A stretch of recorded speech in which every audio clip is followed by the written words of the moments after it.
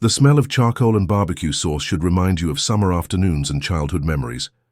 But in Millbrook Heights, that smell will forever be tainted with gunpowder and blood. On July 15, 2019, what started as a neighborhood cookout, complete with potato salad, cold beer, and children's laughter, ended with 12 bodies scattered across a suburban backyard. The host, 42-year-old mechanic Michael Trent, had invited nearly everyone on Maple Street to what he called a peace-offering barbecue. But what could drive a man to systematically execute the very people he'd just served hamburgers to? And how did an ordinary summer BBQ turn into one of the most chilling betrayals in American suburbia? You're about to discover that sometimes the most dangerous person at the party is the one flipping the burgers. Millbrook Heights was the kind of place where people still left their doors unlocked and kids rode bikes until the streetlights came on. Nestled 40 minutes outside Portland, Oregon, this subdivision of 200 homes represented the American dream. Manicured lawns, two-car garages, and neighbors who actually knew each other's names. Maple Street was the crown jewel of the neighborhood. Lined with oak trees and white picket fences, it housed families who'd lived there for decades. The Johnsons at number 14 had 3 kids and a golden retriever. The elderly Patels at number 18 grew tomatoes that they shared with the whole street. At number 22, newlyweds Sarah and Mike Chase were expecting their first baby, and at number 16 lived Michael Trent. David had moved to Maple Street 5 years earlier with his wife Linda and their teenage daughter Emma. He was a quiet man, the type who waved from his driveway but rarely lingered for conversations. He worked long hours at Morrison's auto shop downtown, coming home with grease under his fingernails and exhaustion in his eyes. To his neighbors, David seemed ordinary, helpful even. When Mrs. Patterson's car wouldn't start last winter, David fixed it for free. When the Chases moved in, he lent them his lawnmower. He wasn't the life of the party, but he wasn't a problem either. But ordinary people don't usually stockpile weapons in their garage. The first cracks in David's facade appeared 18 months before the massacre. His marriage to Linda was disintegrating. Neighbors could hear shouting matches through the thin walls of their ranch-style home. Emma, once a straight-A student, started skipping school and hanging with the wrong crowd. Then came the noise complaints. David had always been a tinkerer, working on cars and motorcycles in his garage late into the night. But the noise grew louder and more frequent. Power tools at midnight, hammering at 2 a.m. When neighbors politely asked him to keep it down, David's responses grew increasingly hostile. "It's my property," he'd snap. "I'll work when I want to work." The Johnsons tried to be understanding. Maybe he was going through a rough patch. The Patels, who valued harmony above all else, simply closed their windows and turned up their television. But patience was wearing thin on Maple Street. The final straw came in May 2019, when Linda filed for divorce and moved out with Emma. The house at number 16 fell into disrepair almost overnight. The lawn grew wild, newspapers piled up on the front step, and the garage light stayed on all night, every night.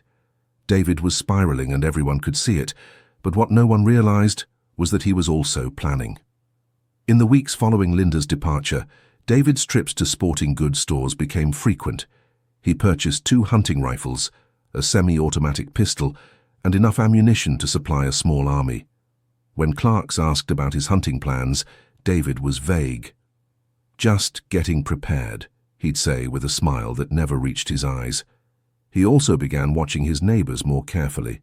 From his kitchen window, he could see the Johnsons' backyard barbecues, the Chases' weekend gardening, the Patels' evening walks. He made mental notes of their routines, their children's schedules, their moments of vulnerability. But what no one realized was that the burgers weren't the only thing sizzling that night. Do you think anyone on Maple Street noticed the danger signs before it was too late?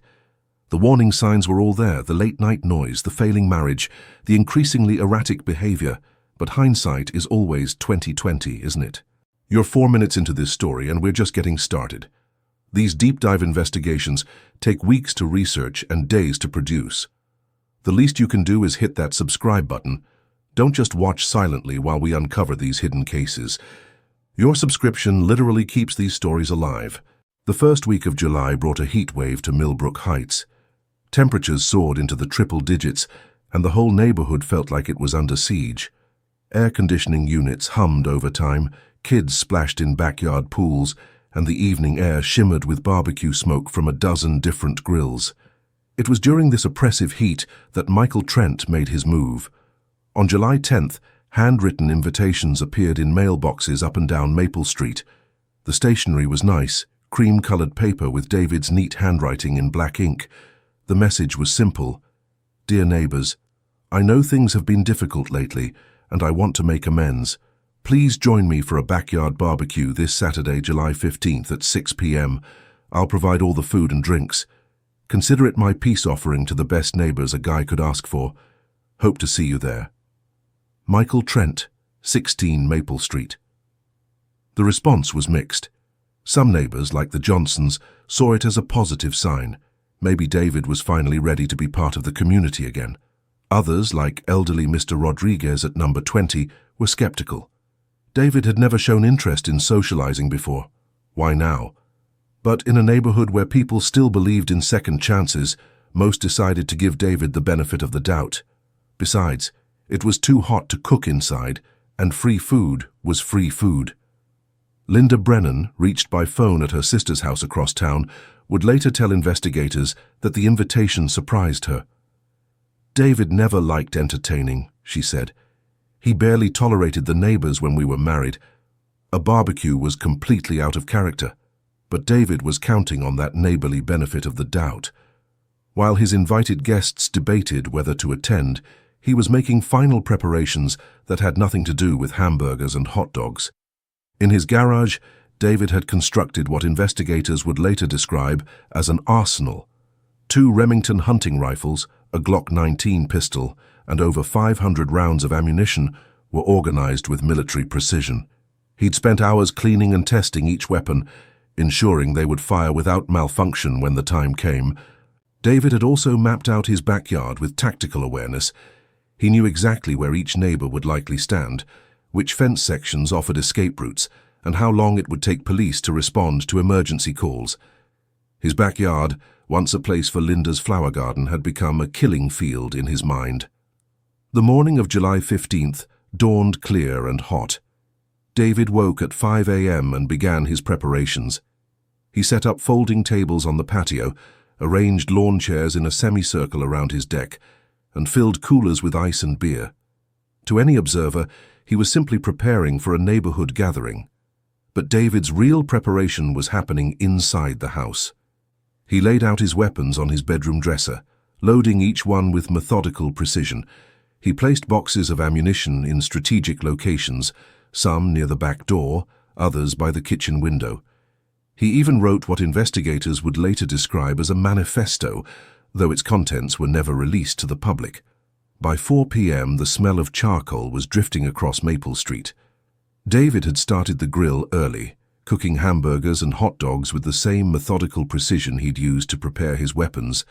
Neighbors walking their dogs commented on how good everything smelled, how normal everything looked. At 6 p.m. sharp, the first guests arrived. The Johnsons came as a family, Mum, Dad, and their 3 kids aged 8, 12, and 15. They brought a potato salad and a cooler of soft drinks. David seemed genuinely happy to see us, Mrs. Johnson would later tell reporters. He was smiling, asking about the kids' summer plans. If I hadn't known better, I would have said he was having fun. The Patels arrived next, carrying homemade samosas that Mrs. Patel had spent the afternoon preparing. They were followed by the Chases, who brought a watermelon from their garden, and the Rodriguez family from number 20. Soon, David's backyard was filled with neighbors who rarely gathered in one place. The atmosphere was surprisingly pleasant. Kids ran around the yard playing tag while adults clustered around the grill, making small talk about the weather and weekend plans. David played the perfect host, refilling drinks and making sure everyone had enough to eat. He seemed different, neighbor Tom Wilson would later recall. More relaxed than I'd seen him in months. He was actually laughing at people's jokes, asking about their jobs. It felt like maybe he was turning a corner. But behind David's smile, a different kind of calculation was taking place. He was noting who had come, where they were standing, which children were present. Every laugh, every gesture of friendship was being catalogued as evidence of their betrayal. Because in David's mind, these weren't neighbors showing him kindness. These were the people who had whispered about his marriage, complained about his noise, judged his failures. They were there for free food, not forgiveness. As the sun began to set and the party reached its peak, David excused himself to use the bathroom. But instead of heading to the powder room, he walked to his bedroom where 3 loaded weapons waited on his dresser. The smiles around the grill were about to vanish forever. At exactly 7:43 p.m., as parents called to children and neighbors refilled their plates, Michael Trent stepped back into his backyard carrying a Remington 700 hunting rifle. At first, nobody registered the danger.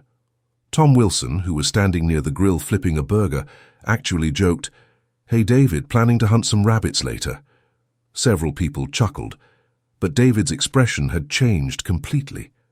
The smile was gone, replaced by something cold and determined. When he raised the rifle to his shoulder, the laughter died immediately. "David, what are you doing?" Mrs. Johnson called out, instinctively stepping in front of her youngest child. David's response was a single word: justice. The first shot rang out at 7:44 p.m. Tom Wilson, still holding a spatula, was the first to fall. The high-powered rifle round struck him in the chest and he collapsed instantly beside the grill. The sound of the gunshot was so loud, so unexpected, that for a moment nobody moved. Then the screaming started. "Run! Run!" someone shouted. But David had positioned himself with tactical precision. The backyard's only exits were through the house, where David stood, or over a 6-foot privacy fence. For a neighborhood full of middle-aged adults and small children, escape was nearly impossible. David fired his second shot before most people had even processed what was happening. Mr. Patel, who had been reaching for his wife's hand, fell backward onto the patio. Panic erupted across the backyard. Children were crying, adults were screaming, and everyone was trying to move at once. But David was calm, methodical, working through his victims with the same precision he'd used to plan the party. Mrs. Johnson managed to push her 3 children toward the fence and screamed for them to climb. Her 15-year-old son made it over, but David's third shot found Mrs. Johnson before she could follow. She died shielding her younger children, who were too small to climb the fence alone. The next 60 seconds were pure chaos. David dropped the rifle and picked up the second one, continuing his systematic execution of neighbors who had trusted him enough to eat at his table. The elderly Mrs. Rodriguez fell trying to help a neighbor's child. Tracy Chase, 7 months pregnant, was shot while attempting to call 911. Some neighbors tried to fight back. Mike Chase rushed David with a lawn chair, managing to knock him off balance before a point-blank shot ended his life. Mr. Johnson, who had been thrown clear when his wife pushed the children toward safety, attempted to tackle David, but was gunned down 3 feet from the killer. The massacre lasted less than 4 minutes from first shot to last. When David finally stopped firing, 12 of his neighbors lay dead or dying in his backyard. The only sounds were the crackling of still-burning charcoal and the distant wail of sirens, finally responding to the few 911 calls that had gotten through. But David wasn't finished. As police sirens grew louder, he calmly walked to his house and retrieved the Glock pistol he'd prepared as his finale. Neighbors who had made it over the fence were screaming for police to hurry, warning that the shooter was still armed. When the first patrol car arrived at 7:49 p.m., just 5 minutes after the shooting started, they found a scene that would haunt them for years. Bodies scattered across a suburban backyard like broken dolls, overturned lawn chairs, spilled drinks mixing with blood on the patio stones, and in the middle of it all, Michael Trent sat calmly in a lawn chair beside his grill, the pistol resting on his lap, watching hamburgers burn on the grate. If you're still watching this, you're one of the rare ones who can handle the darkest truths about human nature. Most people click away when things get real, but not you. Prove you're different. Hit subscribe and share this story. Don't be a ghost viewer when these families deserve to be remembered. Officer Jennifer Martinez was the first responder to arrive at 16 Maple Street. A 12-year veteran of the Portland Police, she had seen her share of violence. But nothing had prepared her for the backyard barbecue massacre. "The smell hit me first," she would later testify, "gunpowder mixed with barbecue smoke. Then I saw the bodies, and I realized this wasn't a random shooting. This was an execution." Michael Trent offered no resistance when police surrounded him. He set the pistol on the ground, raised his hands, and said simply, "I've been waiting for you." As paramedics rushed to treat the few survivors, investigators began the grim task of documenting the crime scene. 12 people had been killed. Tom Wilson, 45, Mr. and Mrs. Patel, ages 67 and 65, Janet Johnson, 42, Mike and Tracy Chase, 29 and 28, Maria Rodriguez, 71, and 5 others whose only crime had been accepting an invitation to a neighborhood barbecue. 3 children survived, the Johnson kids who had made it over the fence, traumatized but physically unharmed. They would spend the rest of their lives wondering why their mother had to die for pushing them to safety. The investigation that followed revealed the depth of David's planning and the darkness of his motivation. In his house, detectives found detailed maps of the neighborhood, surveillance notes on his neighbors' routines, and a 47-page handwritten document outlining his grievances against each victim. The manifesto, according to investigators who read it, was filled with paranoid delusions and misplaced rage. David believed his neighbors had conspired to destroy his marriage, sabotage his business, and humiliate him in front of the community. He saw their noise complaints as persecution, their distance as mockery, and their kindness as condescension. "They pretended to be friends," he had written, "but they were always watching, always judging, always waiting for me to fail." Mental health experts who evaluated David described a man who had slowly descended into paranoid delusion, turning normal neighborhood interactions into evidence of a vast conspiracy against him. The stress of his divorce, financial problems, and social isolation had created a perfect storm of rage and psychosis. But understanding David's mental state didn't excuse what he had done. Prosecutor Amanda Walsh made that clear during the arraignment. This was not a crime of passion or a psychotic break. This was premeditated mass murder. The defendant planned this massacre for weeks, maybe months. He used the trust and goodwill of his neighbors as weapons against them. David's trial began 8 months later, in March 2020. His defense team attempted to argue diminished capacity due to mental illness, but the evidence of premeditation was overwhelming. The weapons purchases, the tactical preparation, the careful planning of the barbecue itself, everything pointed to a man who knew exactly what he was doing. The prosecution called it the ultimate betrayal of neighborly trust. The defense called it the tragic result of untreated mental illness and social isolation. The jury called it first-degree murder on 12 counts. On September 15, 2020, just over a year after the massacre, Michael Trent was sentenced to 12 consecutive life terms without the possibility of parole. He showed no emotion as the verdict was read, just as he had shown no emotion while systematically murdering his neighbors. During the sentencing phase, families of the victims were allowed to make impact statements. Emma Brennan, David's daughter, took the stand and addressed her father directly. "You didn't just kill 12 innocent people," she said, her voice steady despite her tears. "You killed the idea that neighbors can trust each other. You killed the safety that children should feel in their own backyards. You killed the part of me that believed my father was a good man." David's response was a single sentence that would haunt everyone in that courtroom. They should have minded their own business. Today, the house at 16 Maple Street sits empty. The new owners, a property management company that bought it at auction, have been unable to find tenants. The backyard has been completely renovated, the deck removed, the fence replaced. But the neighbors who survived that night say the shadows still feel wrong. The Maple Street community never recovered. Half the families moved away within 6 months of the shooting. The Johnsons relocated to another state, unable to drive past the house where their mother died. The surviving Patel family members returned to India. The Chase family's house was sold by Sarah's grieving parents. Those who stayed formed a tight-knit support group, bound together by shared trauma and the knowledge that evil can wear the face of the man next door.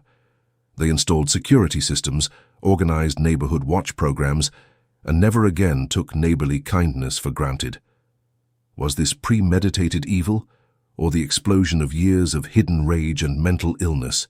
The courts decided it was murder in the first degree, but the deeper question, how a neighborhood barbecue became a massacre, may never be fully answered.